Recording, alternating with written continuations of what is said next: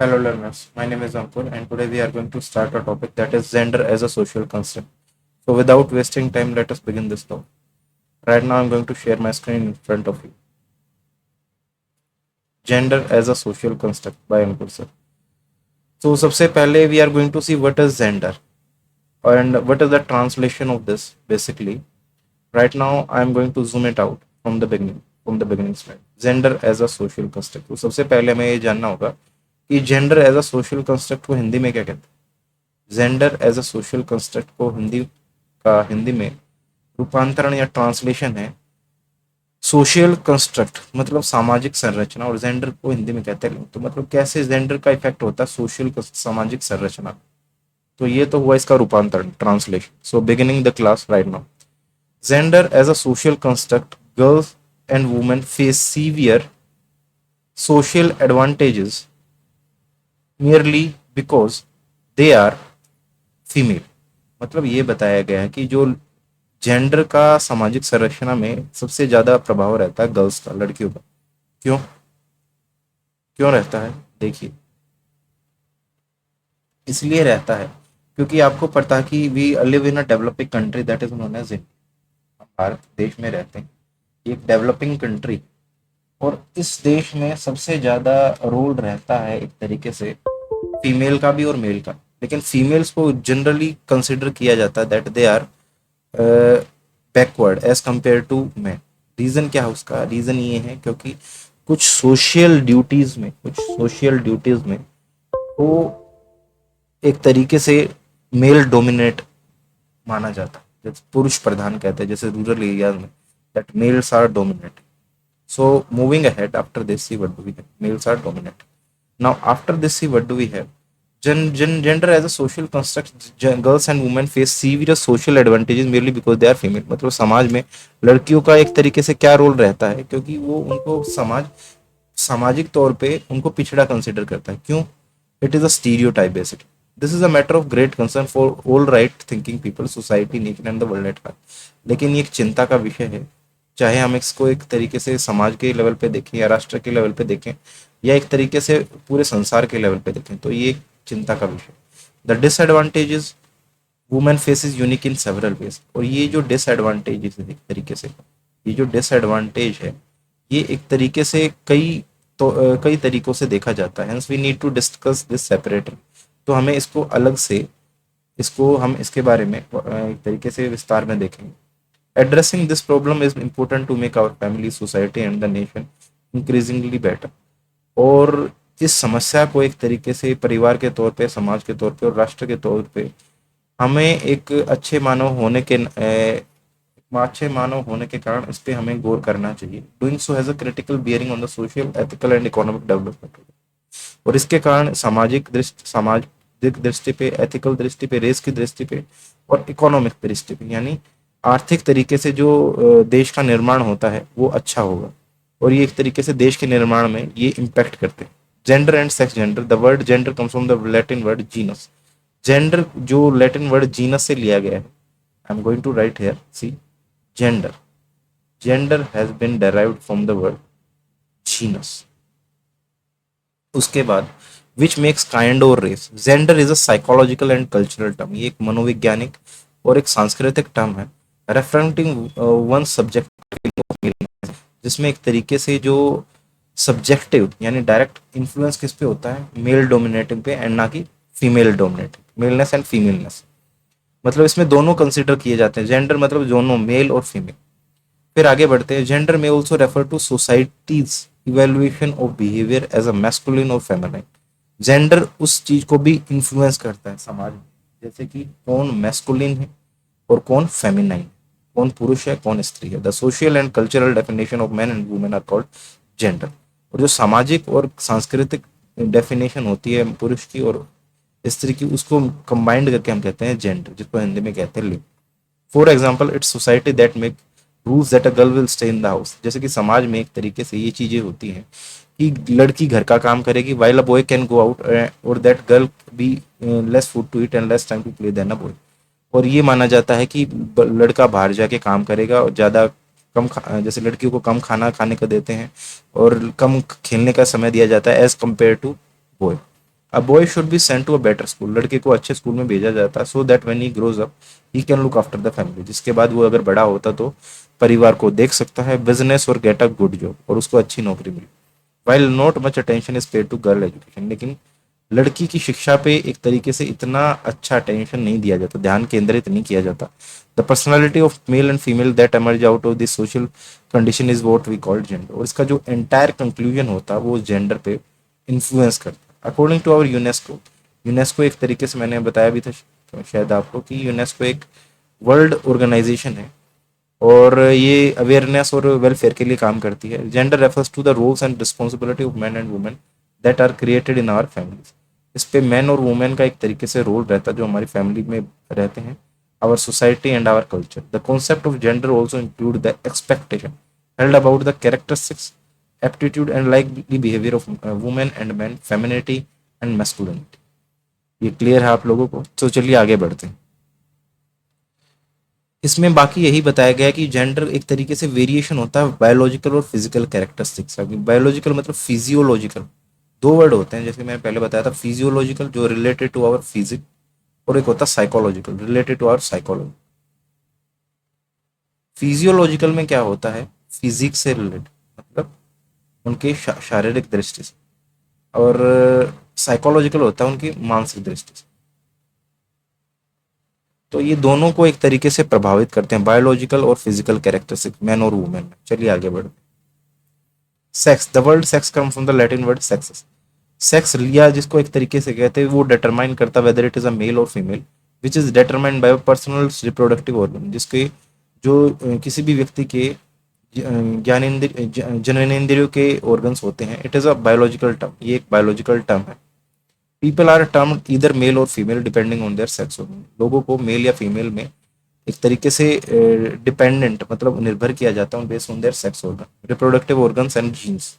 It refers to genetic and physiological characteristic, ये genetic और physiological characteristic होते हैं that indicator whether one is male और female, जो कि बताते हैं कि कोई पर्सन मेल है या फीमेल है। Sex refers to the biological difference between male and female. आपको पता है that the physiological structure of male and female are different, and that determined by the sex. It relates to the observable difference between their genitals, ये उनकी जननेंद्रियों, and their physiological function in procreation, और जो physiological function होते हैं procreation में उसके द्वारा determine किया जाता है। These are two sexes males and female. To determine sex one must assess the following physical condition. Chromosome, ये जो कुछ फैक्टर होते हैं जिनकी मदद से ये डिटरमाइन किया जाता है, आइडेंटिफिकेशन होती है। Chromosomes, external genitalia, internal genitalia, gonads, hormonal status and secondary sex characters. Chromosomes आपको पता है that we have 46 chromosomes while in a infant, basically new born baby में, जिसमें 23 मेल्स के होते हैं, 23 फीमेल्स के होते हैं, मदर और फादर के होते हैं। Based on that chromosomes also X Y, और वो जो आगे मैं बताऊंगा शायद या नेक्स्ट क्लास में बताऊंगा, जिसमें मैं डिफाइन करूंगा क्रोमोसोम्स कैसे इन्फ्लुएंस करते हैं इन डिटरमाइनिंग द मेल और female. Internal genitalia, gonads, hormonal status and secondary sex characters, ये भी इन्फ्लुएंस करते हैं। Difference between sex and gender sex, gender sex refer to the biological and physiological characteristics that define man and women. तो इसमें ये बताया गया है कि किसी पर्सन का जो किसी जेंडर सेक्स ये डिफाइन करता है कि वो बायोलॉजिकल फिजियोलॉजिकल कैरेक्टरिस्टिक के द्वारा वो मैन है या women. It also include genetic difference, इसके अलावा वो जेनेटिक डिफरेंस को भी इंक्लूड करता है। Gender refer to the socially constructed roles, behaviour, activities and anatomical characters. एक वर्ड इंपॉर्टेंट है, एनाटोम, मैं लिख देता हूँ यहाँ पे, थोड़ा ये ब्लैक एंड व्हाइट होगा। एनाटोमी का मतलब होता है the study of human body parts is known as anatomy. Gender is an acquired identity, gender एक एक्वायर्ड पहचान होती है that is learned, changes over time and varies widely within and across culture, और अलग अलग संस्कृतियों में इसका डिपेंडेंट रहता है। From the a four set perspective sex is fixed and based in nature. A four set perspective से sex एक तरीके से फिक्स्ड होता, स्थिर होता है और based in nature. From the a four set perspective gender is fluid and based in culture. Sex is more scientific term that explain physical trait, ये शारीरिक ट्रेट्स भी और sexual hold in society preference भी बताता है, determine करता है। Gender carries a more social tone. अब आपने पता है कि समाज में एक तरीके से पुरुष लोगों को एक ज़्यादा डिसीजन की कैपेबिलिटी दी जाती है, उनको ज़्यादा डोमिनेटिंग कंसिडर किया जाता है। It refer to the different activity career choices, उनको अलग अलग एक्टिविटी कैरियर की जो चॉइसेस होते हैं, जैसे कि उनको क्या करना है आगे बड़ा होकर एक तरीके से, which career they are going to choose and positions people hold in society. Sex refer to biological differences, chromosomes, hormonal profiles, internal and external sex organ, male and female. Gender category include masculine and feminine. Gender की दो category होती है, male और female. Aspects of sex don't vary substantially between different human society.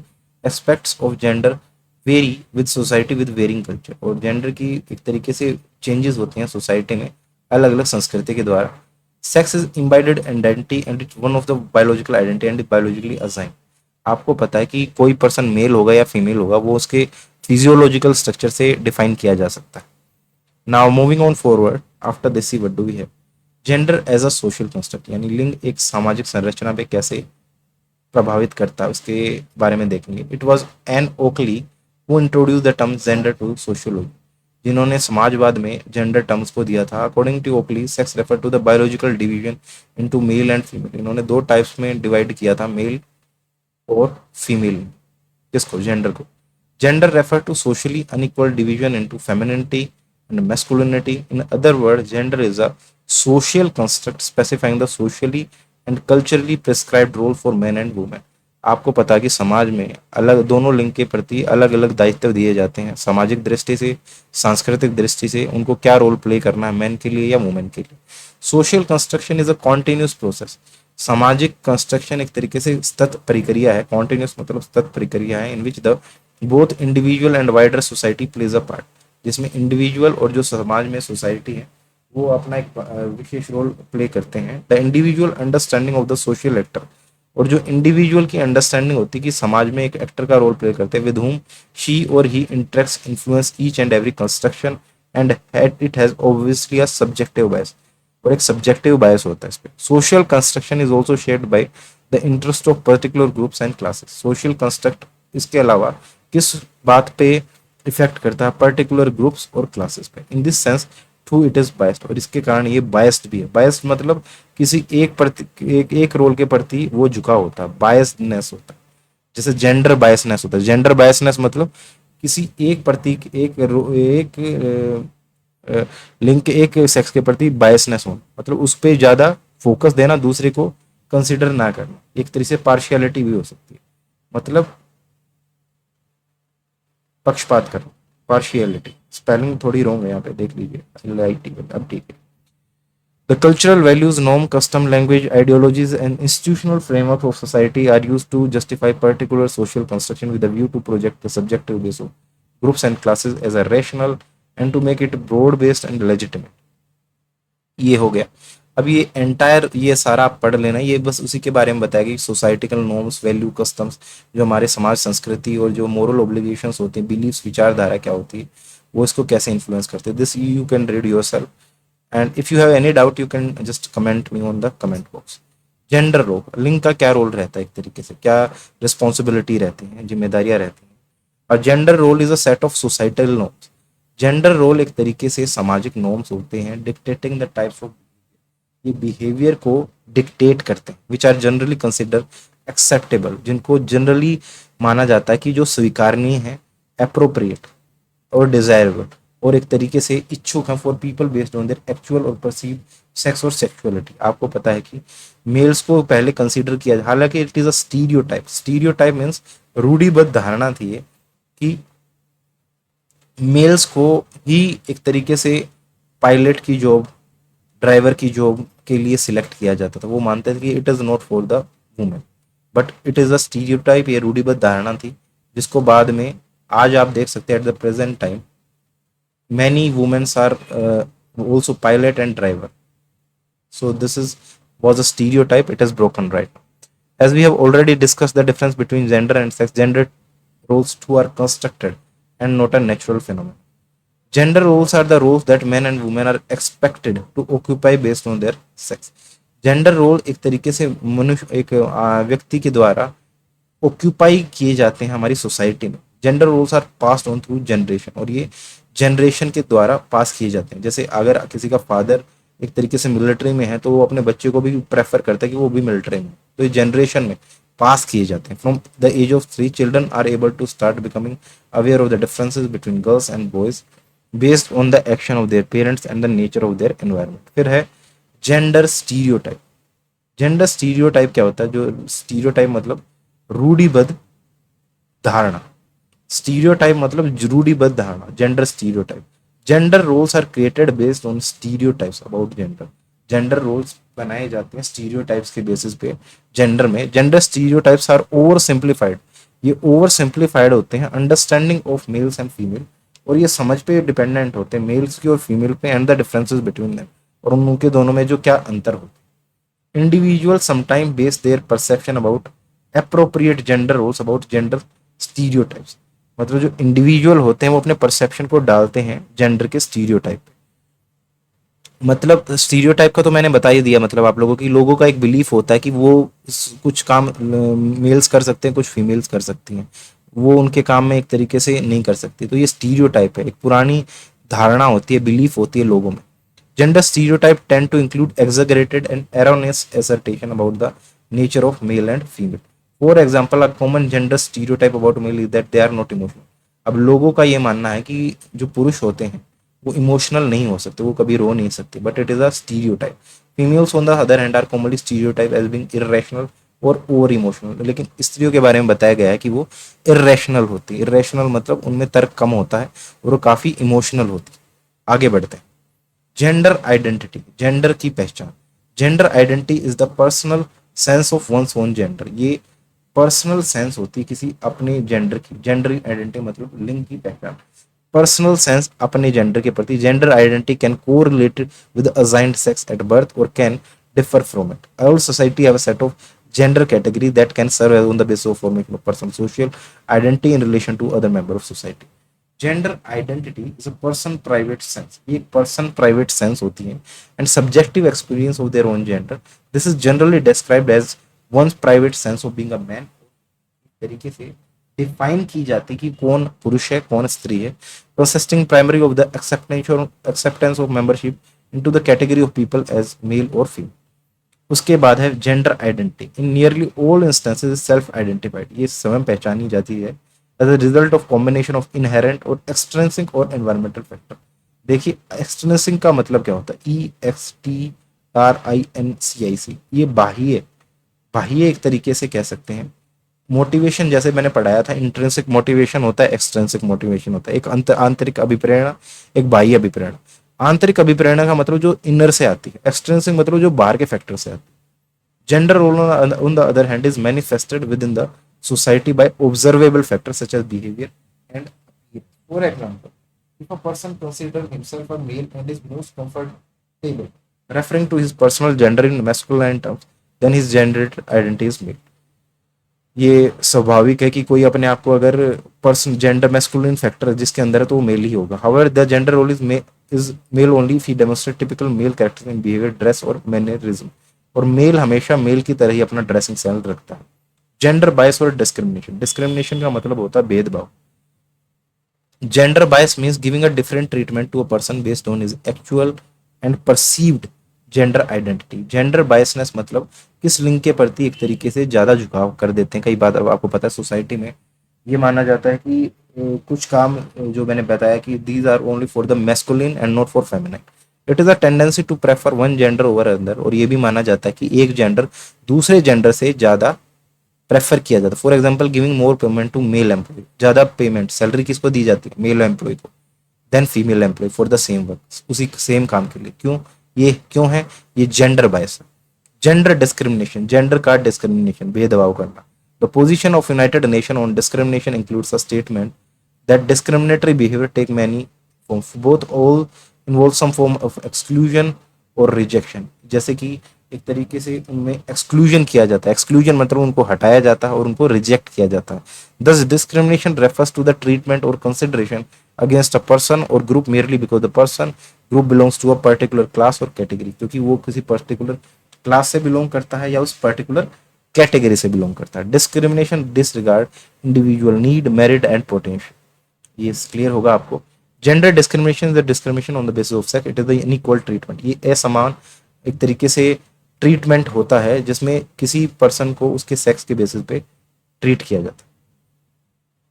Gender discrimination is refer to as sexism, इसको sexism भी कहते हैं। Sexism occurs in any social situation, ये किसी सामाजिक परिस्थिति में होता है where a prejudicial treatment, जहाँ पे कोई पूर्वधारिक धारणा होती है, occurs which would not have occurred, जो पहले हुई नहीं, and they have been the opposite sex, और इसके कारण वो अलग सेक्स के थे। एनी अनफेयर कंसिडरेशन, और इसके कारण कई बार अनफेयर कंसिडरेशन, पॉलिसी, प्रैक्टिस और belief which treats man and women unequally and hence restricts or denies choices for members of particular sex is called gender discrimination। इसी के कारण इसको कहते हैं जेंडर डिस्क्रिमिनेशन। फिर इसके कुछ पॉइंट्स हैं, जैसे इनको आप पढ़ सकते हो। फिर मेन है इसमें जेंडर इक्विटी। ये क्या होता है? Gender equity is the process of being fair to man and women. Equity term जो होता है ओरिजिन हुआ है, इसका मतलब होता है एक तरीके से इक्वालिटी। इक्विटी मतलब समानता का भाव, equality. To ensure fairness, measures must often to be in place to compensate for historical and social disadvantages and create a level playing field. Equity is a means to bring about equality. Equity का मतलब समानता का भाव and equitable outcomes और बराबर outcome. Gender parity. Gender parity is a measures used to describe ratios between men and women or boys and girls in a given population. Gender parity may refer to the proportionate representation of men and women in a given group, also referred to as sex ratio. Sex ratio क्या होता है? मैंने बताया था, शायद नहीं बताया तो अभी बता रहा हूँ। सेक्स रेशियो होता है नंबर्स ऑफ फीमेल पर 1000 मेल्स। मतलब ये एक मेजरमेंट होता है जिसके द्वारा आप नंबर ऑफ फीमेल किसी पर्टिकुलर एरिया में, रीजन में आप कैलकुलेट कर सकते हैं। आगे बढ़ते हैं। Gender and educational practice. Gender issues in education. Education can serve as a powerful tools in redefining gender relation and gender power and thus can bring about social transformation और सामाजिक बदलाव ला सकते हैं। However, the school, विद्यालय, teacher और पाठ्यचर्या उस पे इन्फ्लुएंस करते हैं on the basis and inequality in between boys and girls. Gender concerns related to access and enrollment, it is widely observed fact। जैसे आपको पता है रिसोर्सेज में एक्सेस, जो एनरोलमेंट, एनरोलमेंट का मतलब होता है admission. It is why observable fact, ये तथ्य है जहाँ पे रूरल एरियाज में माना जाता है कि बहुत सारी अपॉर्चुनिटी, अवसर दिए जाते हैं लड़कों को एज कम्पेयर टू लड़कियों से। क्यों? क्योंकि उनकी female literacy is always lowered with in boys. और इसका क्या रिजल्ट रहता है कि जो महिलाओं का साक्षरता रेट होता है वो हमेशा कम पाया जाता है as compare to boys. Reason क्या है? The old mentality. Old mentality ये होता है कि उनको ये मानते कि लड़कियों को अगर एजुकेशन दी जाएंगी तो अपने राइट्स को मांगेंगी और इसके कारण उनको अनएजुकेटेड ही रहने दिया जाए। That is also a old thinking. Gender concerns related to retention due to persistent interest shown by the government and the educational department, girls are admitted to school. फिर है कि retention, persistent interest shown by the government and the educational, okay now moving ahead, due to persistent interest shown by the government and the educational department, girls are admitted to the school। कई बार ये होता है कि सरकारी स्कूलों में एक तरीके से लड़कियों को ज़्यादा डाला जाता है और प्राइवेट स्कूल में उनको पढ़ाई नहीं कराई जाती। That is also a gender bias. चलिए आगे बढ़ते हैं। इसमें बाकी चीज़ें आप पढ़ सकते हो because we have limited time and we have to cover the entire content. Moving ahead. Gender concerns related to participation, girls do not participate in the teacher learning process. इसमें भी क्या पार्शियलिटी होती है? एक तरीके से पक्षपात होता है कि टीचिंग लर्निंग प्रोसेस में भी गर्ल्स को पार्टिसिपेट नहीं करने दिया जाता। वो इसको एकेडमिक में ज़्यादा पार्टिसिपेशन दिया जाता है, वो इसको ज़्यादा अपॉर्चुनिटीज दी जाती हैं।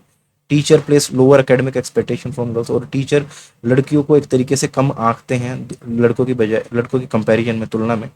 ये इसके पॉइंट है। बायस फेवरिंग बॉयज, मतलब पक्षपात करते हैं लड़कों के साथ। Teachers are insensitive to the needs of girl, और लड़कियों की जो नीड्स होती हैं, आवश्यकताएं होती हैं, उनको एक तरीके से इनसेंसिटिव रहते हैं उनके प्रति। Gender concerns related to the achievement, although the achievement percentage of girls is one pair with the boys when we see the results of various board examination। Gender concern related to the achievement, मतलब ये माना जाता है कि जो achievement का जो बात होती है, although the achievement percentage of girls is on par with the boys when we see results of various board examination।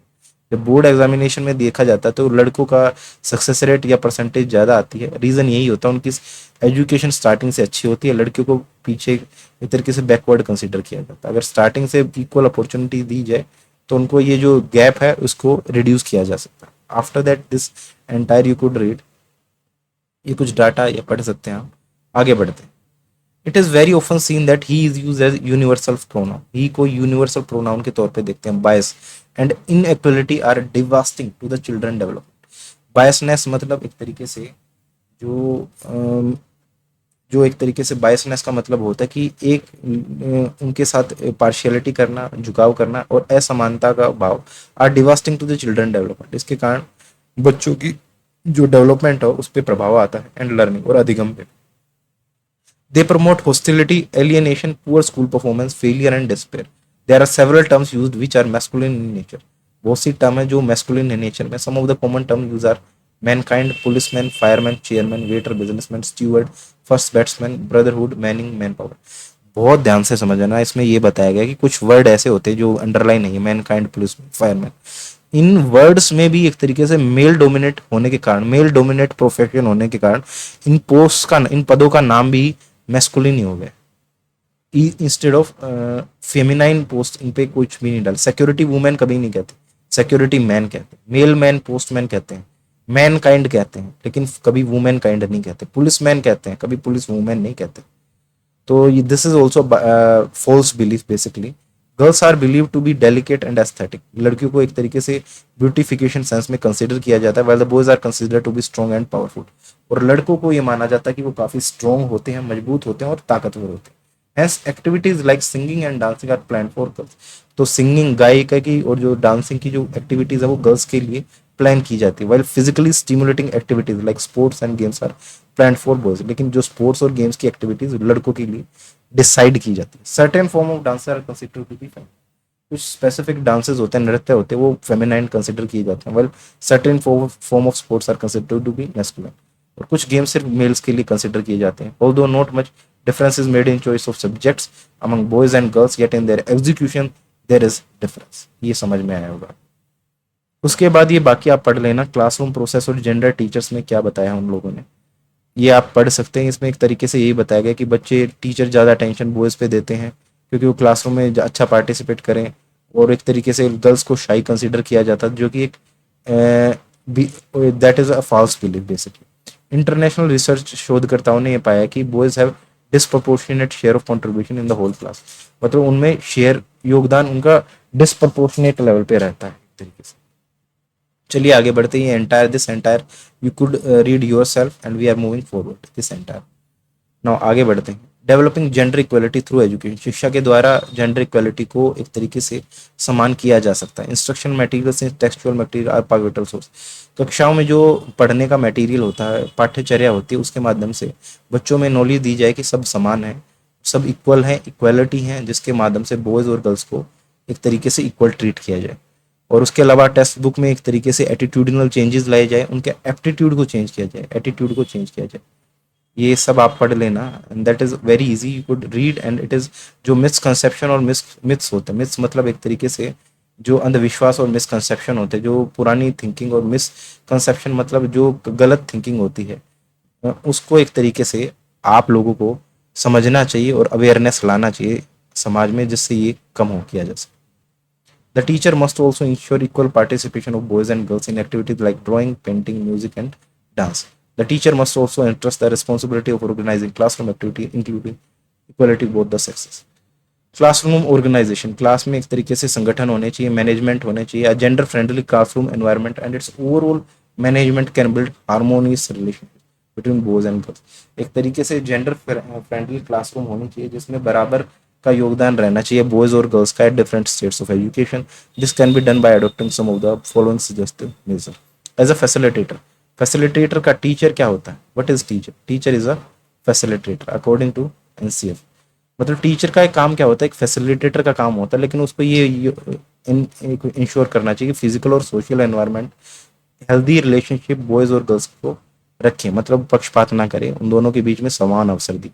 Sitting arrangements ऐसा होना चाहिए कि दोनों को एक तरीके से को एजुकेशनल स्कूल लेवल पे classroom setting should be organize, उनको संगठित तरीके से रखा जाए. दैट सपोर्ट इक्वल पार्टिसिपेशन, जिसमें दोनों को बराबर पार्टिसिपेशन मिलना चाहिए. Avoid use of adjectives like beautiful, pretty, obedient. ये टर्मिनोलॉजीज को हमेशा यूज नहीं करना चाहिए. कौन सी? सुंदरता, ओबीडियंट एक तरीके से जो वफादार होता है, सबमिसिव, ये सब गर्ल्स के लिए ना यूज़ करना चाहिए। और brave, courageous, strong, handsome for boys के लिए कभी यूज़ नहीं करना चाहिए, बिकॉज इसके कारण जो उनका बिलीफ सिस्टम भी एक तरीके से इन्फ्लुएंस करता है। उसके अलावा कुछ जो सेक्टर्स होते हैं उनमें भी चेंजेस लाने की जरूरत है, ये आप पढ़ लेना, that is also very important, जिसमें एक तरीके से ये बताया गया कि गर्ल्स और वुमेन में ज़्यादा इंटेलेक्चुअल कैपेबिलिटीज़ नहीं होती, ये इट इज़ ऑल्सो फॉल्स। फिर कुछ प्रोटोकॉल्स होते हैं, पॉलिसी होती हैं, चाइल्ड सेक्सुअल एब्यूज होती हैं, उनको भी एक तरीके से उन पे भी थोड़ा सर्विलियंस रखना चाहिए। आगे बढ़ते हैं। असेस योर एनवायरमेंटल स्ट्रक्चर, अपने पर्यावरण का स्ट्रक्चर को ध्यान में देखना चाहिए, असेस करना चाहिए, असेसमेंट करना चाहिए। Make certain that campus security is in place so that all visitors are screen through the office and you unusual incident visitors are handled carefully. कुछ प्रिकॉशंस करने चाहिए, ये बताए गए हैं इसमें। और एम्पावरमेंट होना चाहिए किसका, फीमेल्स का, वुमेन एम्पावरमेंट होना चाहिए, मतलब वुमेन को एक तरीके से उनके वेलफेयर के लिए काम करना चाहिए, उनके अवेयरनेस के लिए काम करना चाहिए, ये इसमें बताया गया है। ये भी आप लोग पूरा पढ़ लेना। देखिए we have limited time and it is not possible कि मैं सारा एक बिल्कुल पर्टिकुलर एक एक पॉइंट बिल्कुल आराम आराम से पढ़ाऊँ। उसके अलावा मैं कुछ मेन पॉइंट्स बता देता हूँ, जो कुछ नहीं आएगा वो आप मेरे को कमेंट बॉक्स में छोड़ सकते हो। जेंडर बेस्ड कॉन्स्टेंट्स क्या होते हैं?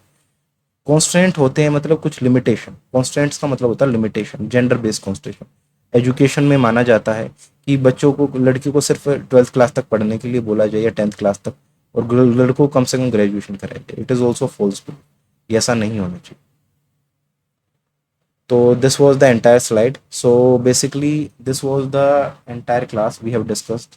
और मैंने आपको बताया gender as a social construct के बारे में।